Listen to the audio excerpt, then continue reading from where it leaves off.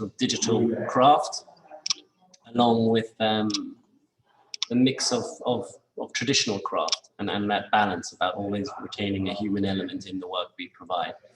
And we cover everything, every sort of discipline within design across many scales, from architecture to industrial design to interior design, automotive. We were really taken aback. We were very interested in Giovanni's reaching out to us and mentioning this cultural issue that you are having, which I think this competition you're doing is really great. You know, this issue of the Geberak, am I pronouncing it correctly? Geberak, and where it's going. And so I think this discussion could be really interesting. I'm about to pass you on to Matthew, who was the lead in this project. We recently did a family fleet of kiosks across the whole of the Royal Parks of London. I will pass you to Matthew, who was the lead on the project, and he is an associate at the studio. Yes, Matthew Chilton, I'm an associate designer at Mizzi Studio, and I was the lead on the project. It was a long standing project. It lasted for quite a while, and it was a real kind of labour of love. And it was obviously a great place to work in the Royal Parks. So hopefully, if we can give a little bit of insight into maybe some problems that occurred during the project, or how the project went and how our design developed, then we can somehow help you on your projects as well. Should we play the video then, and then I'll play some slides afterwards and have a little chat after that? Yes, let me get started with that.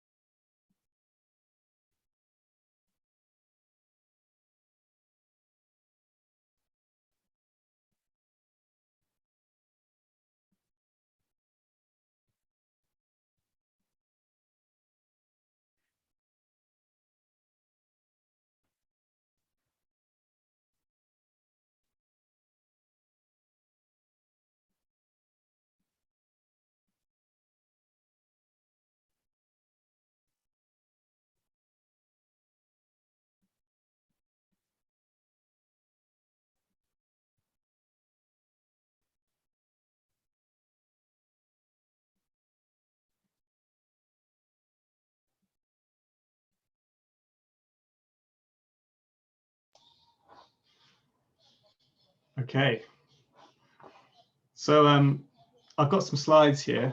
I thought I could just talk over, and Jonathan, if you want to join in at any point, feel free. Will do, thank you. Can I share? I'll share now.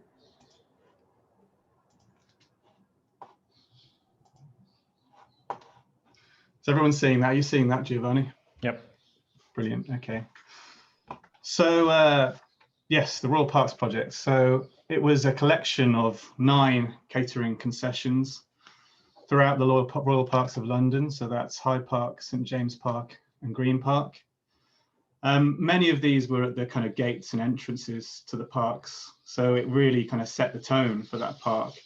So it was important that they were really welcoming and inclusive. The project came about as a competition tender. So there was a number of companies vying for that contract, and we produced the design scheme and the submission document for our long-standing clients, the Coliccis. So I'll start talking a little bit about the design, and I'll start with the functionality because that's a very important aspect. And these are all serve out kiosks. So the really important part is that long initial counter where the Coliccis can show off all their products, from their sandwiches to their cakes, and also they sell a lot of coffee in these places. There is a small amount of food preparation space in these, but most of the food preparation is done at a central location and then sent out to these kiosks.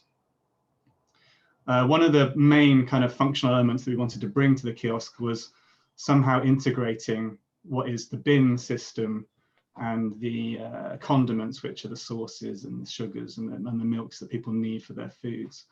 We hope by doing this, we could kind of eliminate a lot of the freestanding bins from the area that kind of clutter up this amazing park, natural space. In terms of the aesthetics and the materiality, we really wanted to celebrate the nature of the parks that make London one of the greenest cities in the world. And we wanted to do that by, I guess, paying homage to the tree and creating almost monuments to their importance. So the tree obviously is important to our planet, so very important, and important to our own physical and mental well-being. And we did that by layering up layers of single curve, hand steam bent oak, sustainably sourced from the Pyrenees. You can see there the layering happening, and those layers then create these double curve forms. We had a craftsman, Tom Raffield, hand steam bend this oak, and we hope that by doing that we kind of retain some of our cultural heritage and also give a kind of human touch to our kiosks. But at the same time, we also wanted to retain the architectural integrity of our products. In that way, hopefully creating kind of a meeting point between kind of British architectural ingenuity and modern architecture, the history of the craft techniques, and then also nature all in one. So we created this system of over 1,000 fixing points for our cladding, so that Tom knew exactly where to put them, and they create the shapes that we wanted to create, essentially. So I guess one of the biggest challenges with this project was that these kiosks had to potentially move at any point with very little warning. So they all had to be freestanding, and there was a lot of time taken in the engineering stage of this project to make sure we had a framework that kind of stood the test of the torsional rigidity that they needed to be picked up at 2 points from the roof and moved on you can see here, a low loading high-ab truck, basically. But what that also gives to our project is that this framework also allows our project to be to have a good longevity, and longevity is also really important to sustainability. The fact that these are going to last the test of time and not have to be changed every couple of years for another one, and using more materials and whatnot. And also the fact that they're freestanding means that they have very little impact on the landscape. So there's very little impact in terms of groundworks or potential foundations. So I guess just to finish up, we've hoped that we've created this kind of, well, enrich people's journey through the parks, and essentially bridge the gap further between the built and natural landscape in a way, and created something that really fitted with the beauty of the parks. So I'll finish there. Jonathan, is there anything you wanted to add? I think you've covered it all, Matthew. I think that's really great, concise, summary of the mobilization that we had, and yeah, I maybe Matt, it would just be good to just talk about the site context evolution of, say, Buckingham Palace's kiosk as well. Yeah, so I've ended on an image of the brass kiosk. So our final kiosk to be installed was essentially a similar kiosk to the others. They all have their own kind of nuances, whether it be the cladding has a different kind of shape to it, or the form has a different shape. And the final one, we actually replaced the timber with brass tubing, which was a reaction to the location, because this one had the most prominent location right in front of Buckingham Palace. So we wanted to kind of get some of that nobility there and use a precious metal. But yes, they all kind of relate to their location in some way, and react to some of the Grade 1 listed buildings or locations. Fantastic. Yeah, so just building upon that as a sort of summarize, also Giovanni, into your competition that you're doing. Again, it's this idea that they're a family fleet, but internally they're identical, and you have this, I imagine, with your local Indonesian carts, you have quite similar internal dimensions now. In our case, they're all 8 by 3 meters in general, but the armature was there that could very easily adapt to change this identity that Matthew was talking about. So in case of the Buckingham Palace, more regal. In case of the playground areas, they're more soft and round. And in some cases, the profiles, the actual armature of the fixing points that Matthew was going on about is identical. And then it's just the actual slats that are different. So it's not even the hourglass form in this case. They're flat. And then it's the fact that, you see here, you've got the slats that were in slightly more formal environments. But then when you're at the playground, that exact same armature has rounded slats like here, and it's just softer and more fun because it's with children. So I think just to finish up on that this is an example, I think, where which are the sort of the evolution of the sort of cultural issues and technologies that will be challenging your traditions in Indonesia and the tradition of that cart. Customization over mass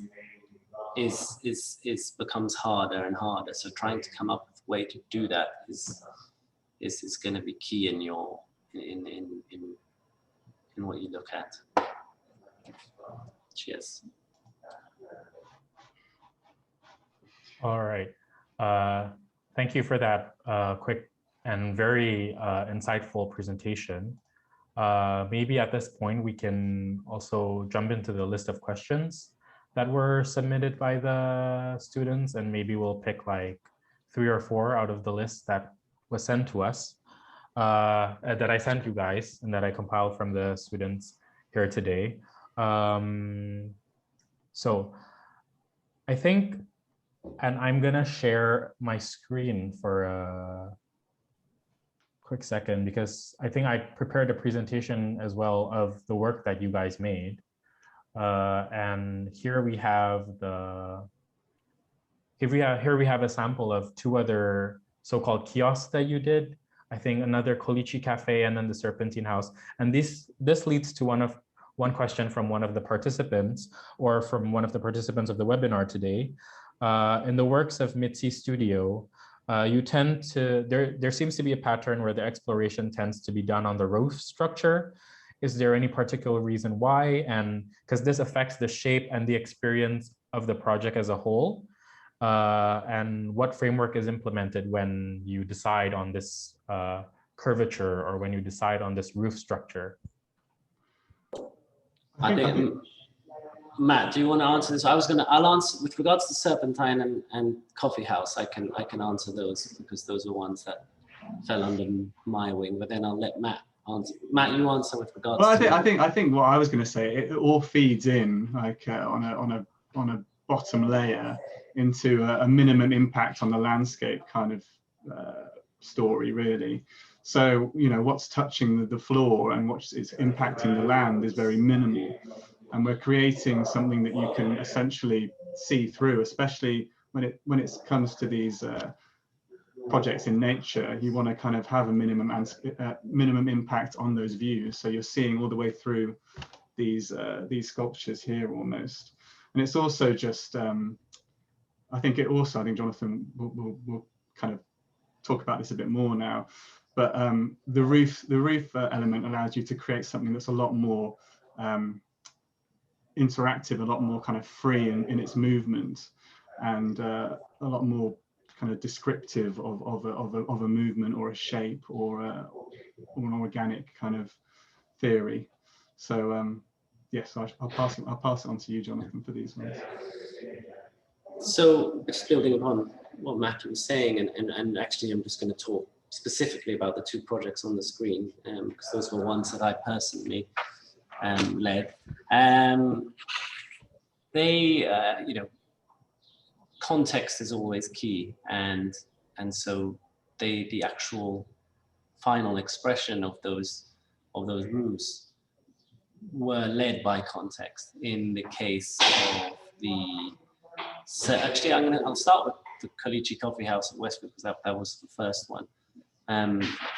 So Westfield is it's the busiest shopping mall in the whole of the UK. They have over 40 million visitors a year. It's at the entrance to it. So we were doing two things. We were trying to come up with a kiosk that is the most alluring and the most captivating as possible for the client. And at the same time, trying to create a design that represented their identity. So it's the two of those functionalities coming together. So if you look at the opening to the mouth of the which would be this house, photo, right? Exactly, yeah. You know, we're really looking at, I mean, if you think of flowers and if you think of pollination, germination, and bees, and why flowers have evolved into, you know, have these beautiful mouths and anthers and stigmas. They're there, and then the colors and the scent to attract. And all we're doing as a facilitating client service is, our job is for them to multiply their coin, right? For them to provide a service and also, you know, have financial dividends that come from that. So that success of vying for attention, just like flowers in a very bushy meadow, it's like, here you're in a supermarket, in a massive mall, how can you get, similar to your carts on a high street, how can you attract people to come into those kiosks? So we looked at this mouth to engulf people in. And from the other side, Giovanni, if you click on the far right image, that is the southern axis. And we actually looked at, you know, it's sort of almost like a beak of a bird, but also like almost actually more like a cobra that sort of just sits up. Now, that stems from the fact that, okay, at the rear of this kiosk, there's a counter, and we need to cover that counter and hide all the junk and the coffee machines and the signage. So it's not going to be a nice rear. So there's the functionality there. And then how can we envelop that functionality in a manner that is going to stop people walking on this street and go, wow, and then approach it. So we had these two forms coming together. And then if we go to the side image, Giovanni, which is that one, you'll notice that it's almost like a leaf and a smile. And the Colicci logo itself, which we had created 10 years ago, is a leaf, because they started in the parks. And this was the Colicci's first project where they stepped out of the parks into an urban environment. And we said, well, why don't we take this leaf from the leafy parks and just, actually you can see in the bottom left on the planter, Giovanni, there's a leaf there that's their logo. So we sort of just said, why don't we just take this leaf, just like a leaf flying off a park into a street. That was the sort of way we took it. Said, let's take this leaf and let's fly it off. And copper stemmed from that, pigmentation, that those colors that you get within a dying leaf. Other than the fact that it is also a natural material. Or so let's say a that's leaf in the autumn. Exactly. Yeah. It's a blowing leaf in autumn that's sort of landed in this densely urban, highly competitive environment. And then in terms of this human element, which I mentioned about at the introduction of this talk, we, have been greatly influenced by the likes of Zaha Hadid growing up, Gary, etc. But I think what we try to do as a studio is we try to put warmth into our work. So if you look at the sheathing mechanism, there are 560 individual pieces of copper clad over that roof. And they are unfolded in computer-aided design, computer-aided manufacturing, laser cut, then bent back in, but then riveted in with 16,000 pieces of, or 16,000 rivets. And you can see when you, and it is the same copper sheathing techniques that used to happen on the bottom of boats, right? So the Cutter's Ark and all these famous boats have all been done by copper sheathing techniques. So what we did was we evolved that into laser cutting, into a pattern that is perfectly articulated the contours of its geometry as opposed to just squares. And then you see the human element of the fingerprints and the craft that went into it, fit it all back together. And we froze that, we sort of then sealed it with a matte lacquer to retain that that craft element.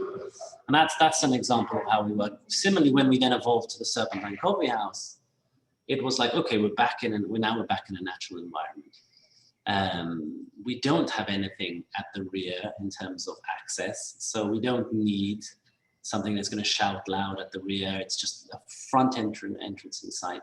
We're on the Serpentine Bridge Road, which is one of the main arterial roads of London, through Kensington Gardens and Hyde Park. And we said, okay, how can we create a piece here that has an extension of the parks, that has literally leapt out of the Serpentine Lake to greet you as you walk into Hyde Park. We wanted a sort of a royal smile. And we looked at, I'm sure a lot of you go, because you're from Indonesia, you get the wonderful opportunity to go snorkeling and diving. And, if you ever come across a whale shark.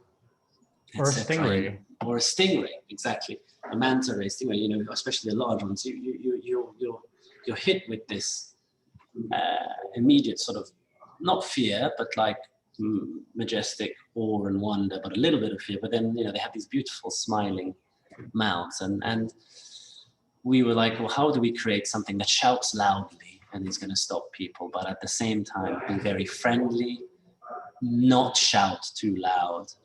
And nature always leads the way, and that's where we're looking at just the characters that come from a whale shark or a stingray into that site. And architecturally, then so that's how it started. It's like, okay, how do we make impact here? How do we bring people in? Let's give them a big smile. And then architecturally, there are links here to Japanese pagodas. Matthew was talking a lot about the transparency of sites, which is really important to us.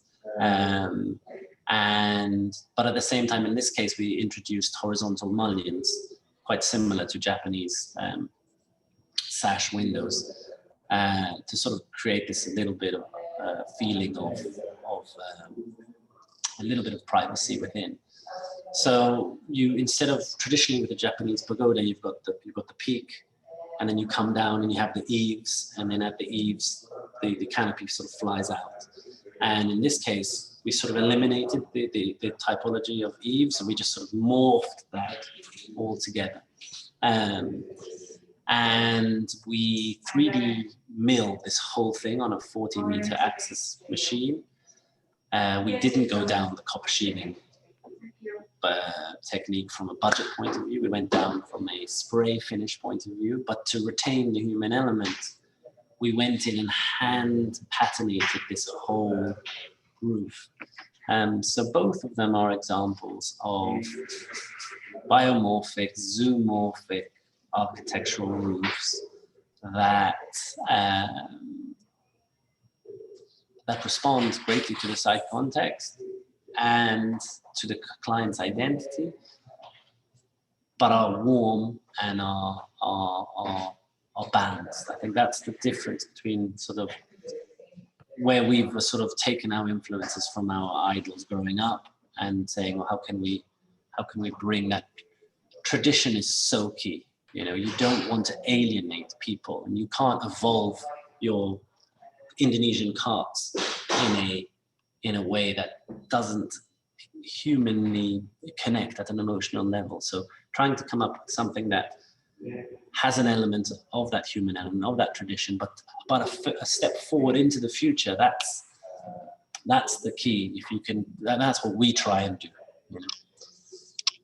And okay, if I may ask, just to clarify what you said earlier. So you hand painted this roof with your hands to achieve a more organic or what was it? Could you explain a bit more about that? So it's sprayed with 2 tones of gold. So you've got exactly, yes. Yeah. So we started with a gold, and then went down with a brown over it, and then standard and relieved parts of it. So you get this, you see human hands over it. And on top of just human hands, what you get is the beauty of copper and copper's alloys is the weathering that comes, that natural layering. Matthew's again mentioned that layering earlier on, that natural layering of time that comes with, which makes things sit, you know, because they've been there. And, you know, we don't want Dubai gold here, you know, we want something that's been sitting there for time. It's shaped by its environment. So it's a combination here of human element and craft and weathering, instant sort of weathering catchment. I think the one which we haven't weathered in terms of Matt's slide in on the brass kiosk opposite the Royal Park, off the front of Buckingham Palace. We didn't actually age anything there in terms of, you can see some fingerprints from the installation, but we're letting that one age. And then every now and then we're going to sort of pare it back. I mean, the sad thing about certain working with coppers and brass, or certainly with brass, is that after a while it oxidizes and goes brown, and then it loses that beautiful luster. So trying to maintain that is hard. I mean, ultimately these are sculptures, so, you know, maintenance, it's a tricky one because you need something that's commercially maintenance free, but at the same time you are creating sculpture. And, you know, pure sculptures in churches, etc., are maintained. Functional sculptures, which are commercial, such as buildings, aren't so maintained. So it's also an educational process with the client. We had big issues with Westfield, but with this one we have had zero issues in maintenance. You know? And if I may comment, I think it's really cool that you guys still remain, even though you're working and this is a professional job already, you're still very hands-on with the realization of the project itself on the field or in the site. Because I think when I entered an architecture firm, we had a special team that did the modeling. And obviously the work is handed to contractors, and all that we laid our hands on were the working drawings and AutoCAD or BIM. And then once we graduate from school, there's not really much use of our hands for the craft and for the handiwork part of it. And I think that, yeah, you still implement a lot of that here. Thank you. There was a question about sort of our internal process, and because we're multidisciplinary. I mean, I'm an architect, but Matthew should probably sort of talk about his background. But he was one of the first designers of the studio, and comes from a vehicle design background. It's easier, Giovanni, when we work on small scale things to do the things you mentioned. Obviously, when you get to larger things and larger practices, there's that commercial element. One thing we talk about a lot at the studio is how, as we go into larger scale work, how is our work going to translate at a commercially viable level, and we're starting to come across these challenges. But I think having, Matthew comes from, if you see his original portfolio, the level of detail down to the handle of a car, we're very keen to have within the studio that mixed level of designers that can pour soul into that amount of detail. And if you look at the works of Thomas Heatherwick and Heatherwick Studio, despite the fact that he can be criticized by architects, and in some cases I'm in agreement, one thing that you cannot deny is the richness and materiality and the craft and warmth that he's bringing to his work from a studio of not just architecture. He's a product designer from the start. So that's kind of how we started. We started small, going in, and there's a real passion, and I think it's just, so far we've managed to stay true to our roots, and we'll see. But maybe Matt, I think you could talk about your experiences in the studio and how you find that process. Yeah, I mean, we have a lot of different projects all the time. I think it's really important to have different influences in terms of design wherever you work or whatever you're producing, because if you just have a room full of architecture students who have gone through the same pathway and done the same, the same work, then you're going to get the same product again, basically, and you're not going to find different creative kind of outcomes. So we definitely have that in the studio. Jonathan's, I think, is very good at that, being very keen to bring people on and nurture them and teach them as well the bits that they kind of are missing.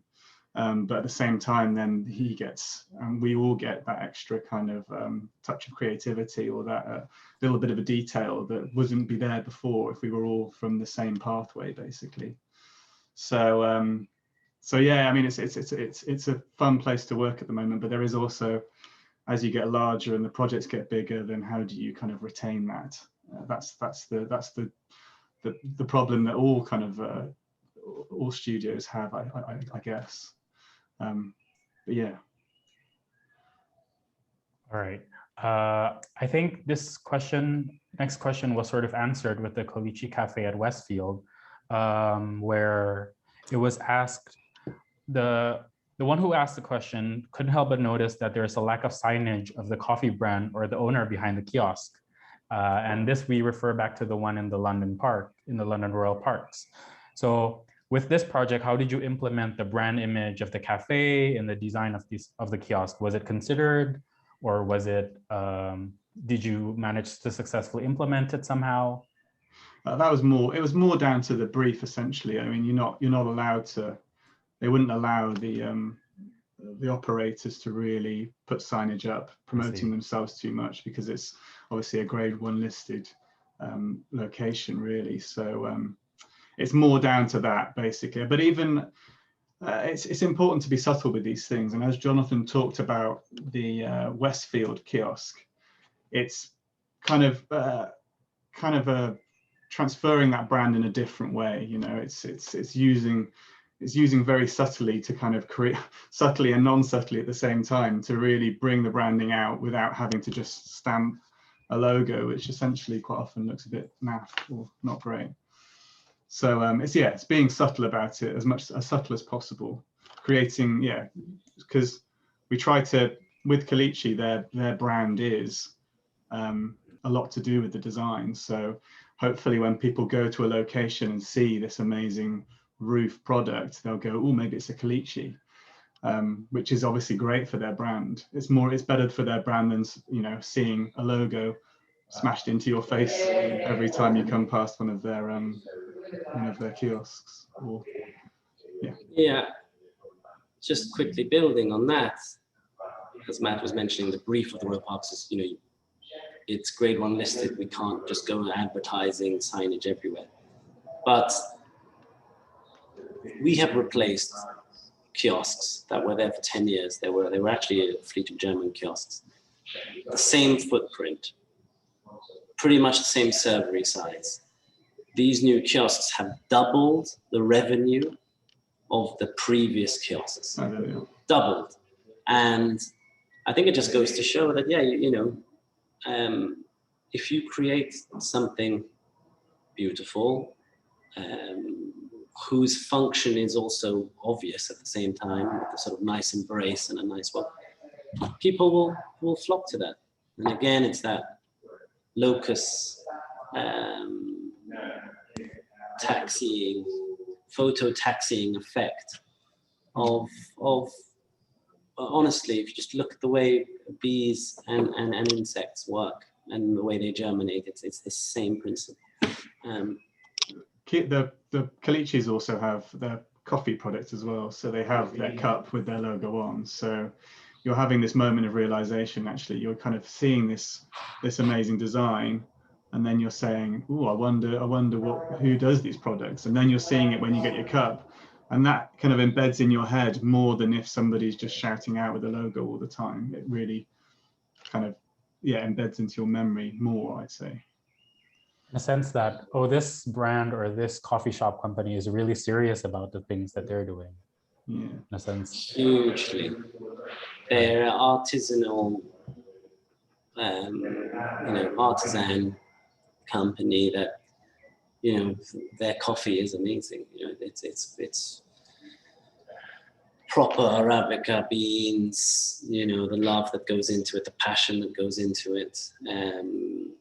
It comes through, you know, and it's first and foremost, I mean, they have to work together, right? I mean, they both elevate the service, you know, and they work hand in hand. And I'm really keen to Giovanni, we'd love to actually be part of where this competition evolves. You know, I'd love to see the entries, and actually, I don't know if you're doing critiques on them. You know, it would be. I'm fascinated about it.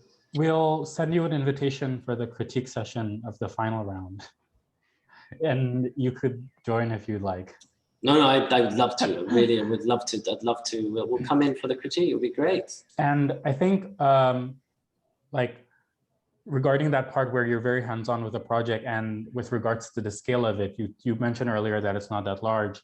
I think one of the advantages of this competition and how it stands out from other architecture competitions that are out there is that, one, we are also multidisciplinary, and also a part of the prize is that they get to develop a prototype, and that is the part where the winner gets to be hands-on and try to see it through to the end, and it doesn't just stay graphic rendering or a 3D rendering at the end of the day. Yeah. And maybe since we're about to reach the 1 hour mark, and I'm assuming it's also getting quite late in Indonesia, I would pose one final question, or like maybe, do you guys have personally a street vendor that you cherish or that is nostalgic for you growing up? And maybe you can share a bit about that street vendor, or something that you patronized when you were in uni in the late nights, or this is a bit, yeah. That question to us? Yeah, that's a question to you guys. So I'm at the moment living in Malta, which is where I'm originally from. And you could even Google the Maltese kiosks at the entrance to the capital of Valletta. And they've been heavily criticized by doing 10 very nondescript square boxes. And again, just mentioning about the size, Giovanni, again, despite the fact that these are possibly the smallest pieces of architecture out there. I think kiosks are predominantly one of the smallest pieces of structures out there. Don't discount the importance of what they can have on identity. And so you mentioned about pet peeves, and so they've got this, the entrance to the sort of city gates, which is this gorgeous medieval stone bastion city, and then they've got this completely alien, non-thought out, zero site context, 10 boxes, and they're tiny, but they jar straight away, you know. And it's just an example of even though these are the smallest pieces of architecture, the power that a small design can have is huge on many levels. And I think what happened was, at the same time when, you know, we were finishing this project back in Malta happened, and what happened was this cultural news clash of, why are we doing this in Malta? And here's a studio abroad and their approach to kiosks. And it sort of became evident of, wow, you know, what power such a tiny thing can have. And now I walk through this square every day looking at these things. I'm like, oh, so but I think one thing that we do love, and I'll just say is, and there was a big initial inspiration to this, was Heatherwick Studios' first kiosk in Sloane Square. It's a brass kiosk. It's called the Paper House, so you should check it out. Paper House kiosk in brass, sort of 5 levels to it. That was always a memorable project for me, because it was a small object that really made sort of waves on the design news industry, because it was very beautiful. The saddest thing is that they'd never stopped the patination of the brass, and now it is so brown that you would think it just got painted by anybody brown. Whereas copper, I guess, would have gone to a beautiful green. So that's my 2 personal reactions to kiosks. Maybe Matt, do you have any personal stories? I guess all I would say is that we don't have that rich heritage of street vendors in the UK. It's all health and safety, and we just don't have it. So when we go away, so I was living in China for a while, and there was a vendor, and they were cooking like flatbreads on this big pot and sticking them on the outside and waiting for them to cook, and you could watch them cook. So I just thought that was amazing. And I know that obviously a lot of tourists that come to Indonesia are very interested in these street vendors. They're interested in the theatre of the making and everything like this. So it would be really nice, obviously, if we could have more of that here, really, but we just don't. That's the thing. So so there is interest internationally, I think, in this kind of product, in this kind of theatre. So it's definitely worth holding on to tight and trying to find a way to keep it going, basically. Yeah, it's great. Oh, just maybe you mentioned China and it's going. It just made me think, Matt, of I experienced a floating street vendor in Thailand in the floating markets. And having a pad thai cooked off one. Well, there was also that, but having a pad thai off these float was so great. It's that personal level that sadly is being lost. You mentioned hawker. I don't fully understand. Yeah. I mean, I don't know if the markets can. You know, you can create markets that are hugely personal. You know. That's where it happens, because there is actually there's been a big influx of these kind of street vendor, a lot of interest in our country, and they are building these, like centers basically, where health and safety is kind of integrated into the cost of your site, and you can go to the different street vendors within like a little market, and we love that. And I guess it is a way of kind of, because also health and safety and things is important as well. So it's a way of letting people still have these street vendor carts and things, but they're also being watched and making sure that it's all safe for people, basically. Yeah. And another thought, just another sort of thing to the students entering the competition, renewables, materials, you know, having a look at solar power, having a look at solar thermal. I mean, you've got great heat out in Indonesia. Any way you could be looking at implementing these things to make your, well, Matt was earlier on talking about health and safety, and you know, like it's so strict. And in the UK, a kiosk has to have 2 hand washes. You've got 1 hand wash for your general washing of plates, etc. But then there's a separate hand wash just to wash your hands. You know, and okay, I know street kiosks are a bit smaller, but if you're confronted with these new regulations that we all are in terms of health and safety, cooling and keeping food fresh, and these are looking at technologies and ways of implementing them directly there is going to be key for your future as well. Right. And I think to give you guys a bit more context about Indonesia, just as a closing note, in Indonesia, we don't have such things as Buckingham Palace grade A listed, and therefore our architect as a designer, our project should sort of respond to that. And I think what we take for granted, you guys being in the UK and me being in Germany, is that we have a lot of public parks and a lot of public areas where I would love to have all those street vendors in Indonesia moved here so I can enjoy bakpao steamed bun in the park. Whereas we don't have a pedestrian culture, at least in Jakarta. I don't know if in the other big cities of Indonesia, but in Jakarta, we do not have a pedestrian culture. We do not have a public park culture. And therefore, oftentimes, maybe the general public takes these street vendors for granted. Whereas if we had public plazas and public parks, we would cherish and nourish them even more. Yeah. Yeah, that's a good point. All right. So maybe any more closing notes from you guys, or? I just make sure you hold on to your heritage with these things. Don't try and go to, you know, speak to the people who own these carts, and don't try and kind of move too far away and become something that loses that heritage, because essentially you have countries like, even over here, in many ways, we lose that heritage all the time, and we're constantly trying to grab onto it and trying to take it. You know, we want to go on holiday to see these things. So yeah, don't lose it. That's what I'd say.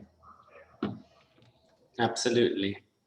And if the winning competitor can actually build one, the good thing about these cars is that they're very affordable to build because they're quite small. You know, but if you could, you know, actually make one and make a big, you know, these cultural stories of things like design and these websites, they'll pick them up, you know, and the best way to keep this stuff is to educate the governmental bodies and councils that control your world, you know, educate them that these things are really important.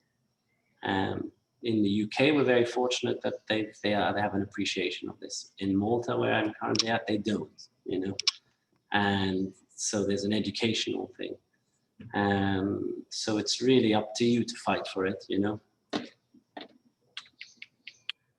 All right. Thank you guys for those closing notes. We really appreciate that you have been so open to participate and share your knowledge and your experiences with this project to the organizers and to the participants and to the other people who have decided to join the webinar today. We wish you all a pleasant remainder of the afternoon, and to our friends in Indonesia, have a nice evening. Thank you guys for participating, and take care. Bye-bye. Ciao, ciao. Bye.